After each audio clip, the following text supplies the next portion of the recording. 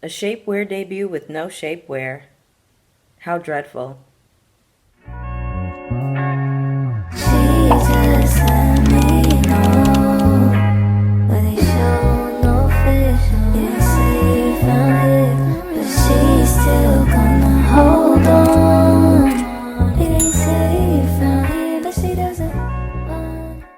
What's up, everybody? It's your girl Bonnie Scotch. Thank you so much for clicking on my video today. I wanted to bring you a review for Real Housewives of Atlanta. This is season 16, episode 12. We got about 5 episodes left, y'all, so let's just go ahead and get into it. I didn't feel like there was a whole lot going on in this episode, but we definitely got some things that we need to discuss, okay? So before we get started, go ahead and hit the like button for me. When you hit the like button, it is a free way to support the channel and let YouTube know that I'm here and that you all are rocking with my commentary. So YouTube starts to shoot my content out to other viewers just like you. I also have a membership that you can sign up for $5 a month, just a cup of coffee every month. You can definitely help me support the maintenance of this channel. All right, let's go ahead and get started, y'all. By the way, do y'all like my crochet dress? This is a dress that I made maybe like a month ago. I know I said I was starting up my crochet channel, but y'all, it's so many moving pieces. Like talking head commentary, I just get to come and sit down and edit. That's it. With crochet, it's so many moving parts, and I want to make sure that I have it all together. So I'm trying, y'all. I'm really trying. I just got a relaxer yesterday for the first time in 8 months, 7.5, 8 months. Let me tell you something.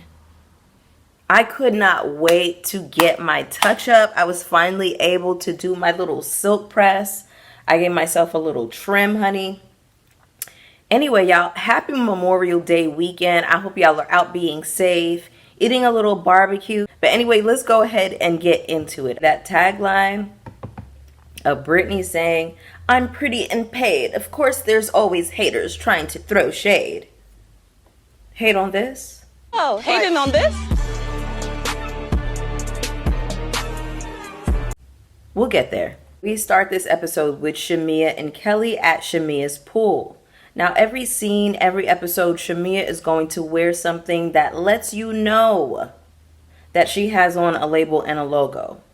I don't think I've seen anybody more tacky. She is like neck and neck with Giselle for tackiness, and it is hard to out tacky Giselle. Kelly comes over and she tells Shamea that she is planning a trip to Grenada. So shout out to my Caribbean folks. My family is from Barbados and Trinidad, and I grew up in Brooklyn, so of course I grew up around a lot of Grenadians. That's fam to me. Anyway, I thought it was really nice that Shamea and Kelly had asked their friends in Grenada what specifically they would be needing from them.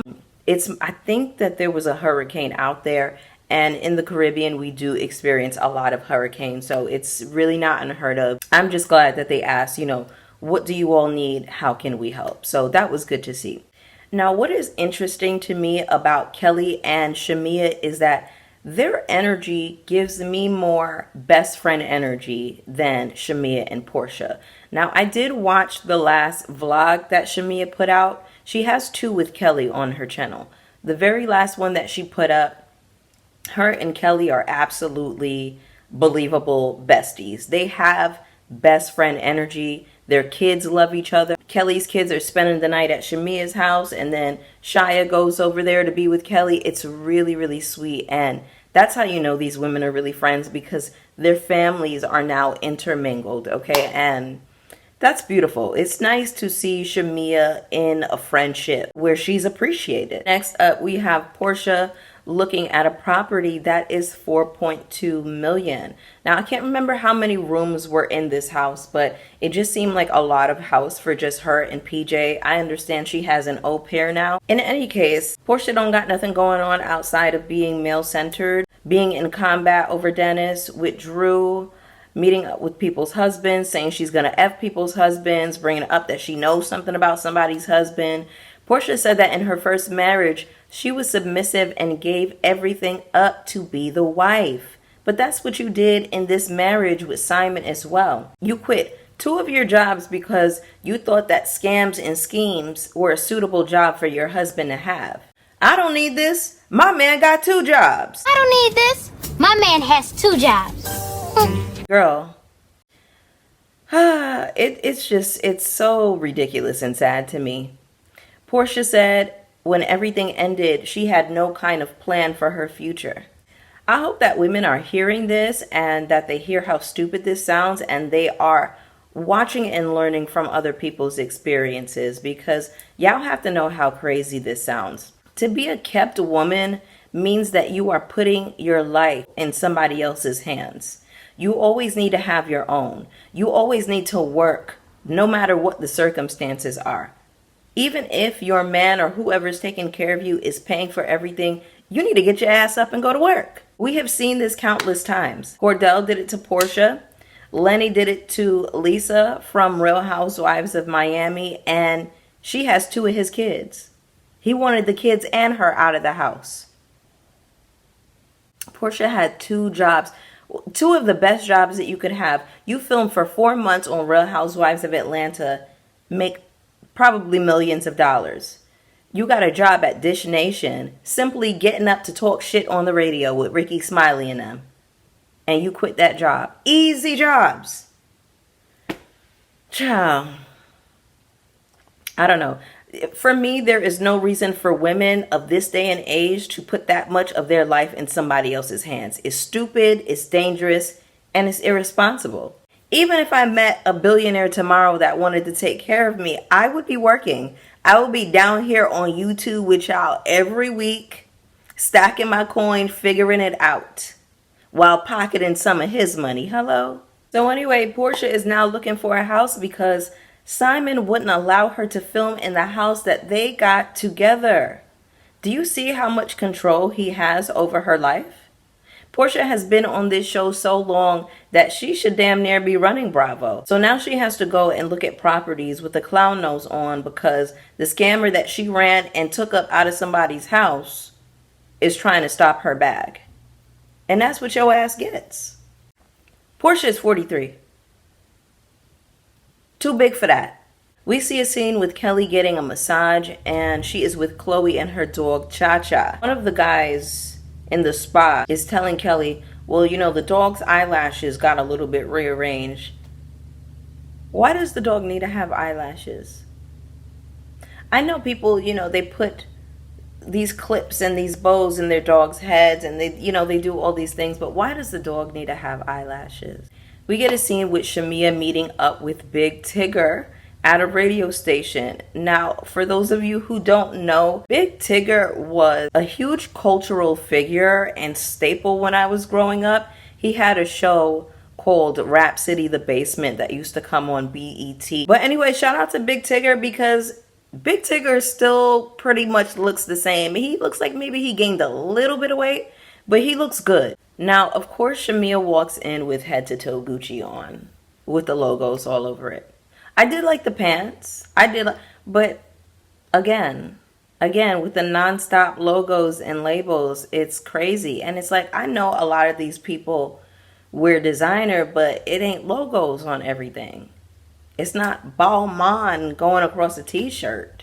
Tigger says to Shamea that, you know, your cast member also has a song out, and Shamea takes this opportunity to throw some shade at Drew and say, well, I never heard it on the radio station. You could have taken that moment to uplift her and say shout out to her, go stream, blah, blah, blah.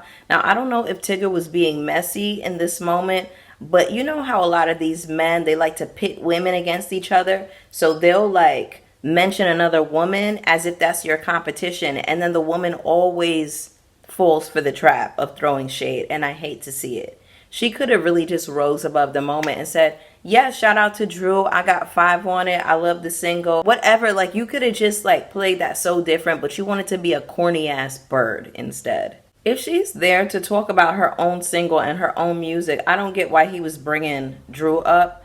But again, you know how these niggas be messy. Then she's in her confessional and the producer is telling her to fix her boobs.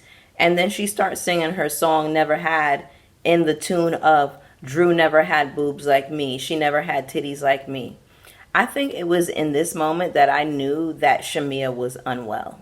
Because what has Drew done or said to you to make you come for her like that? They told you to fix your boobs in a confessional and you say Drew never had titties like me? Are you okay? Also, can somebody please get down in the comments and tell me what it is that Drew has said or done to Shamea? I don't want to hear it's because she called her a lapdog. We know the reason she called Shamea a lapdog is because she has been fighting on behalf of Porsha with Drew, asking her, did you ever sleep with Dennis? Are you dating Dennis? Or whatever she asked her. And it's like, girl, Porsha is a grown-ass 43-year-old woman. She can fight her own battles and she can ask her own questions. That ain't got shit to do with you. Shamea says that everything she sings about is authentic. And then she quoted Drew's song and said, you know, I got 5 different languages that I can speak. She clearly doesn't speak 5 languages. Girl, this is so embarrassing. It's clear to me that Drew was referencing 5 different love languages that she could speak, not literal actual languages. So you going out of your way to shade that lyric when it was you that couldn't comprehend it? No, Reverend. Let her get her attention. Seems like she doesn't have much else. Pack it up. Let this be Shamea's last season. You're done. It's really because Shamea has her tongue so far up Porsha's ass that she wants to continue to go after Drew. I don't know if she's trying to prove her loyalty or prove something to Porsha. It really just makes you look pathetic. It makes you look ridiculous.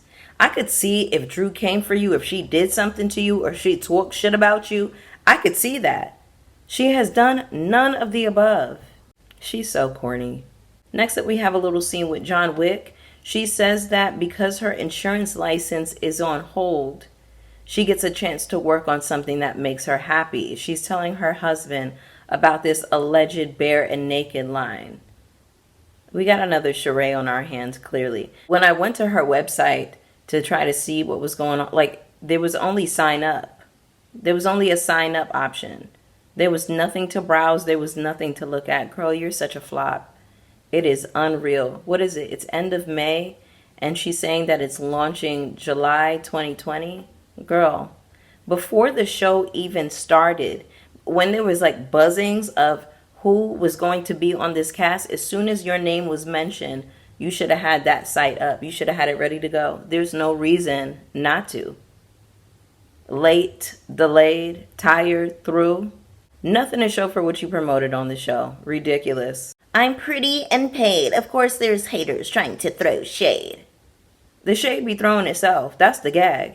Brittany is throwing some Polo Classic Country Club golfing party to promote her shapewear. What country club and shapewear have to do with each other? Don't ask me, because something that you do have to consider when you are launching something is what your brand identity is. And if you don't have a strong enough brand, then nobody's going to want to buy it. The brand is not strong.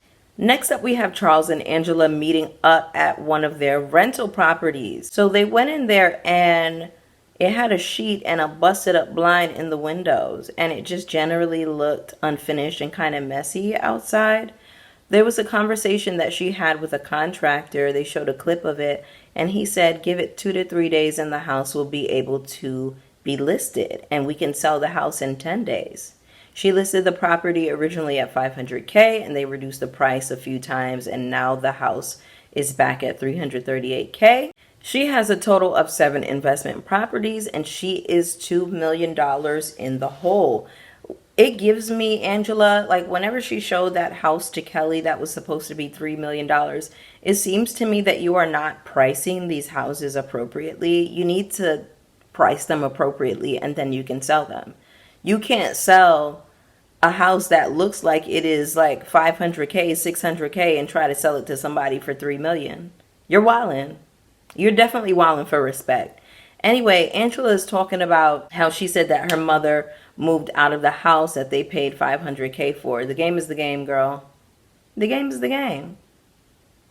And the thing is, you want to say, oh, I wanted to take care of her, but people say that, but y'all don't really show the full story or tell us everything that happened, because I'm sure that the issue was not just as simple as Charles saying to your mother, oh, your daughter needs to clean up after herself. It was way more to it. But hey, it is what it is. That's a part of Angela's thing. She's going to give us half of the story. Fine. Angela is saying to Charles that her mother explained to her the situation that happened with him. And she also said that she had been going really hard on Charles and they got into it about something else. Around the time of the argument with her mom, she had really been going in on him. So she apologized to him and she said, you know, I'm sorry for giving you hell around that time. And she hugged him. He hugged her back and he said, go cry with your mother. I said, wow. Anyway, Angela, I mean, they laughed at it. I feel like they joke in a kind of certain way. But can I say this though? Even though sometimes I can want better, you know, I can want better for a woman in a relationship, right? So far though, from what I have seen, I don't actually dislike Charles. I don't dislike him. I think he has a rude, smart mouth. And I think maybe he is not the most affectionate person. He's got a wayward dick, but I don't dislike him somehow. It's really odd. I don't even know how to wrap my head around that, because typically when men move a certain way, I'd be like, you know, but for some reason Charles is all right to me. Anyway, so it is interesting to me that Brittany said that she wanted to do something classy and demure because they had been so ratchet lately. It didn't get any more ratchet than when you threatened somebody with a pistol and a whip and Porsha threatened to F somebody's husband. So everybody starts showing up to this country club event and Shamea is in a, you guessed it, like a jacket. I don't know if it was a jacket and a skirt set or if it was just like a, you know, like a long kind of jacket, blazer kind of dress. Balenciaga all over it. I've never seen anybody more tacky, my God. Anyway, Brittany says to the girls that they're going to be golfing, and Kelly and Shamea are very confused as to why they're going to be golfing in heels. Everybody starts showing up, and the way Brittany had this set up, she was going to be feeding only the girls that were castmates, and then everybody else that was participating in the soft launch or whatever in the country club, they were going to be getting a light bites and cocktails. So you have this room full of people, 50 people in the room, and everybody's getting hors d'oeuvres and, you know, whatever little Trader Joe's frozen bites that you guys threw into, you know, a sheet pan and put it in the oven, and you serve that to them, and everybody else is getting entrees. Insufficient funds. How is it that you had it in your mangled up mind that only a handful of people would get entrees? So all of these people in the room are going to watch y'all eat? I thought that you were pretty and paid. You should have been able to feed everybody in that room and give everybody the same experience. And if you couldn't do that, you should have just rented out the country club and had a cast-only event like these girls typically do. So not only was this not planned well, but this was a stupid and very bad idea. Let's go through the logistics of this for a moment, okay? Like, let's be realistic. You go to a party, right? And all you get is a couple of glasses of Prosecco and some frozen hors d'oeuvres that they probably got from Trader Joe's. And then all of a sudden, steaks and shrimp and chicken and mashed potatoes and asparagus and green beans start coming out at a specific table. One table only. So you're going to invite me to an event and not feed me, but only feed them? Baby, the way I would have got on social media and talked about your ass like a dog. I would have talked about Brittany like a dog. Do you understand me? Girl, when I go to places, I like to eat. I'm like the candy of my friend group. I need to eat. I always want to know, when are we going to eat? And if I'm going to be in a place or an environment where it's not going to be food, I eat before I get there. Hello? Mama, this is garbage. There was a lady outside talking to Porsha before they went in, and Porsha was asking, what is this event about? And the lady was like, oh, I think it's a cosmetic event. People are coming to your event and they don't even know what it's about, girl. So John Wick is asking everybody how they are enjoying her event. Charles said, well, I had a nice time. And then Angela jumps in to say, so Charles doesn't have a side baby. I don't even know how to wrap my mind around this for real. Like, I don't know if Angela is like a gangster or if she's just chaotic. Maybe Angela brought Charles to the party because she knows that he has a slick mouth and it would have been a good TV moment to see him versus Porsha, him versus Brittany. I would have loved to see Charles Oakley dragging these women. I mean, I would have gotten my life. And I feel like maybe that's a part of the reason that Angela brought him. He didn't take the bait for some reason. And I feel like we were kind of robbed of a really good reality TV moment. Anyway, Brittany says, well, I'm not one of Charles's whores either. Y'all, he looked at her for a moment and paused and said, I don't mess with whores. Delivery of that line and the way he says things in general, I knew he was from the Midwest. I don't know what it was, but something about him gave me that. And then when I looked up where he was from, it said he was from Cleveland. Then you got Porsha piping up saying that this is a lot for this classy event. Porsha, you need to shut your ass up. Because just 2 weeks ago, you were threatening to fuck that lady's husband. And now that he's sitting at the table, this conversation is too much for you? They get into this conversation of Brittany and Drew says, you know, you have an issue with me. We should have that conversation. And then Kelly pipes up to say, you should tell the truth when you have that conversation. Kelly, I want you to shut your ass up too. How about that? Because I noticed that with you, you like to insert yourself in conversations that you don't belong in. Y'all always want to jump up to call Drew a liar. That may be true, but Porsha is a worse liar than Drew has ever been. And you know what else? Whenever Drew tells lies, there are no victims in Drew's lies. When Porsha gets to lying, there are victims in her lies. I have watched that woman sit up and perpetuate a lie that could have destroyed Candy and Todd's lives and careers.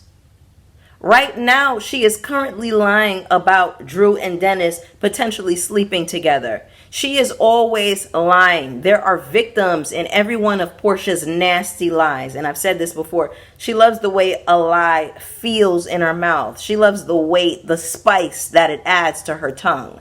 Shamea always jumping up to call Drew a liar. Your so-called best friend is the most vicious liar on this show. And then Phaedra is coming back. She's another vicious liar that you got chummy with as well.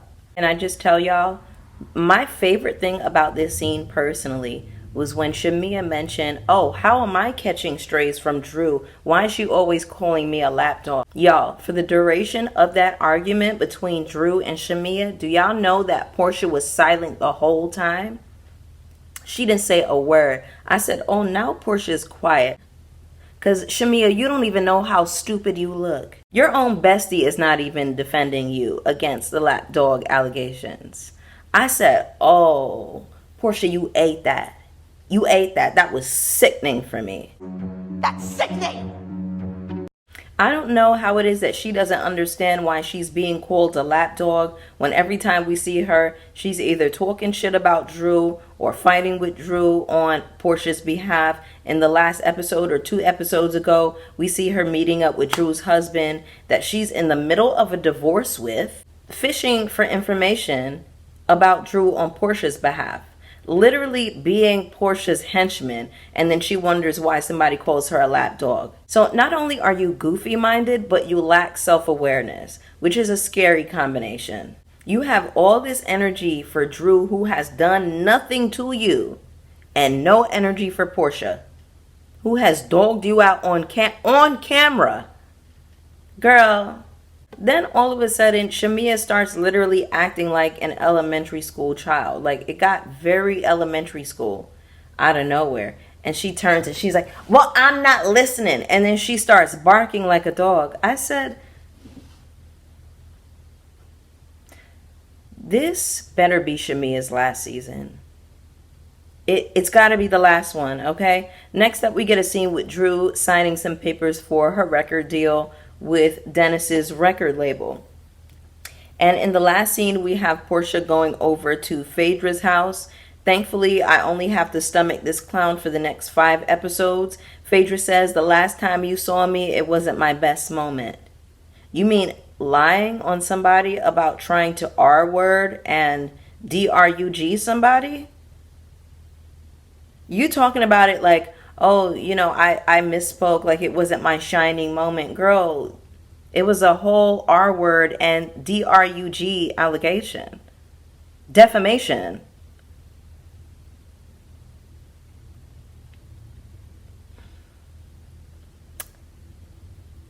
Anyway, we get this Phaedra montage. She says, I regret how I left the group, but he who is without fault cast the first stone. So you're just going to throw out a Bible verse, a Bible quote, after you accuse somebody of trying to, you know, D-R-U-G and R-word them, like it's like the most casual thing in the world, like it's nothing. Girl, I get this whole saying of, you know, we all have faults, we have all sinned in a certain way, but a lot of us have never accused somebody of trying to drug and R-word somebody. A lot of us have never done that. Like, the sins are not equal. Like, it's levels to this. Like, that's way far out. Anyway, and listen, I have to question the integrity of Bravo once again for bringing somebody like Phaedra back to the show. Because if you let Kenya go because she shows somebody's nude photographs, but then you bring back somebody who lied on another cast member and lied in a way that could have damaged her reputation, I have no choice but to question the integrity of the network. Porsha mentioned Brittany, and Phaedra calls her a woman about the city and about different countries, so she's basically calling her an escort. Now, Kelly has talked shit about Britt Edie in the public. We have Phaedra talking shit about Britt Edie. So we have Kelly, we have Shamea, and we have Phaedra all talking shit about Britt in the public, in interviews, on press tours, on whatever else on the show. And I noticed that Britt only had words for Drew. And I think you're a weak ass bitch for that. Phaedra said that she has more bodies than the Undertaker about Britt Edie. I said, wow. Wow. Of course, Porsha starts to lie again and throw around this rumor about Drew and Dennis. Phaedra says that she thought Drew was into tacos and not hot dogs. I said, here we go with the lesbian and the bisexual allegations, honey. Phaedra also said that she didn't know that Charles was married. Porsha invited Phaedra to Grenada, and that was pretty much the episode. Also, did y'all peep how Phaedra said something about, oh, the secret wife of Charles Oakley? I said, wow. Wow. Anyway, y'all, that was the episode. Go ahead and get down in the comments with me. Let me know how you felt about this one. You already know that I want to hear from you. Hit the like button on the way out. Hit subscribe if you haven't already. Hit the notification bell so you know when I'm posting. And I will see y'all for the next one. Peace. Question is why I do the things I do. Answer I may never find, but I'll always choose you. Wanna give up on you,